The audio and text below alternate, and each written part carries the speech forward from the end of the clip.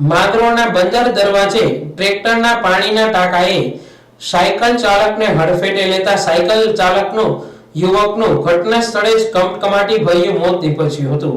યુવક માંગરોળનો જુનૈદ મોહમ્મદ હુસેન ચુડલી ઉંમર વર્ષ 27 નું મોત નીપજ્યું છે. ટ્રાફિકને લીધે બંદર ઝાપાયાથી ભારે વાહનોના પ્રતિબંધનો કડક રીતે અમલ થાય તેવી માંગ ઉઠી છે. વારંવાર મોટા વાહનોને લીધે ટ્રાફિક અને અકસ્માતના બનતા બનાવો હોવાથી સવારે 7 થી સાંજના 7 સુધી મોટા વાહનો આ રોડ પર બંધ થાય તેવી માંગ ઉઠી છે. ટ્રેક્ટર ચાલક વિકલાંગ હોવાનું સામે આવતા વિકલાંગ પાસે લાયસન્સ છે કે કેમ અને લાયસન્સ કોના દ્વારા મળ્યું, ક્યાંથી મળ્યું, આવી તેની પણ તપાસ થવી જોઈએ તેવી માંગ કરવામાં આવી છે. આ ઘટનાની જાણ થતાં પોલીસ ઘટના સ્થળે દોડી આવી હતી. મૃતકને પીએમ માટે માંગરોળ સરકારી હોસ્પિટલમાં ખસેડાતા મુસ્લિમ આગેવાનો દોડી આવ્યા હતા.